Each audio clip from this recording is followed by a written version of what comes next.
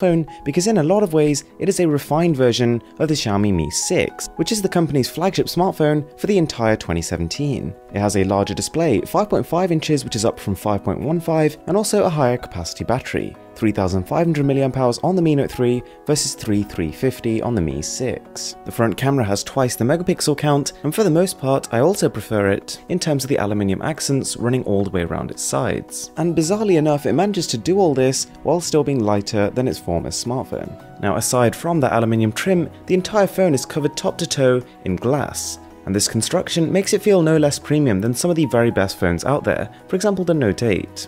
You'll actually notice looking at the front of the smartphone, it looks almost identical to the OnePlus 5, but flipping the phones over, I definitely prefer the soft matte touch finish of the OnePlus 5 compared to the shiny glossy one of this, but that is personal preference. It's super reflective and at some points can be a little bit prone to fingerprints too, but it's far from the worst I've tried. One thing worth pointing out is that whilst this isn't the slimmest or the lightest device, Xiaomi has done a very good job with the ergonomics here. The subtle curves do a pretty good job of making an otherwise very wide smartphone still comfortable to hold in a single hand. Unfortunately, within this body, like with a lot of their other smartphones, Xiaomi has no SD card support, no wireless charging capabilities, and only a very minor resistance against splashes. As well as that body, one of the most important things about this phone is the camera. And since the Xiaomi Mi 6, for better or worse, the camera has stayed more or less the same. Having said that, since the Mi 6 was released and we reviewed it, there have been a fair few software updates which have improved how it performs. Considering we have a dual 12 megapixel sensor here, the clarity on offer is pretty amazing really. It's got lots and lots of detail and also a very fast shutter time and autofocus time. The 2x loss to zoom also works just as expected, and one good thing about the smartphone camera is it allows you to get really close to objects and still focus on them. Photos have a good level of colour and contrast, and the portrait mode works almost as good as the top tier flagships. The only slight noticeable difference is the edge detection of objects is sometimes a little bit off. But one thing I did notice with both the rear and the front cameras of this phone was that they consistently overexpose.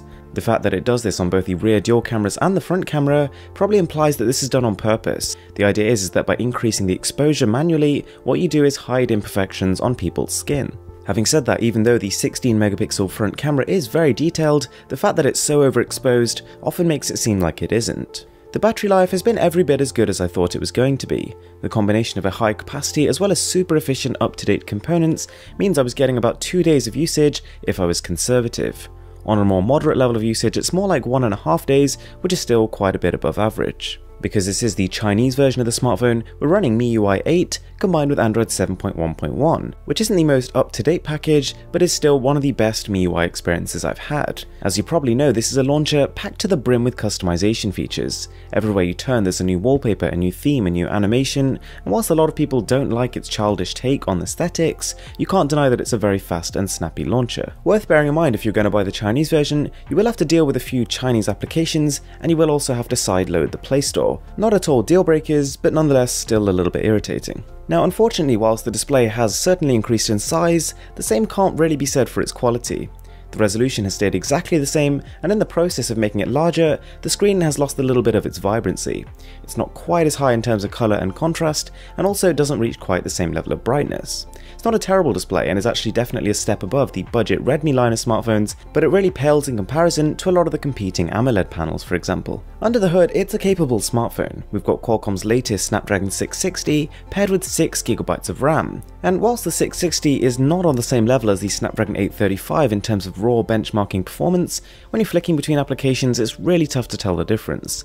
6GB of RAM is ample for multitasking, and gaming too is pretty much a breeze. With the 660, Qualcomm did note that they brought performance much more on par with the 800 series of chips, and you can definitely tell that's the case here. However, if all you're after is pure peak performance, then according to the benchmarks at least, the Mi 6 is about 1.5 times as capable, and that's a difference that can't be ignored.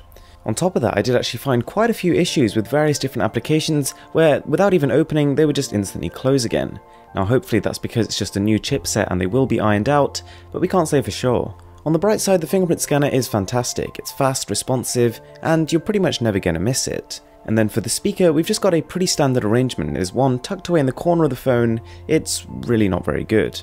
So there we have it, that is the Mi Note 3. And in one sense, it's everything you need. It's got a solid build, a good battery, and an even better camera, but on the other hand, you can't help but feel like there's been a little bit too much compromise compared to its slightly pricier competitors. There is nothing new to the table here since the Mi 6, and given that it's not really a cheaper phone either, it's tough to say this is really the one to go for.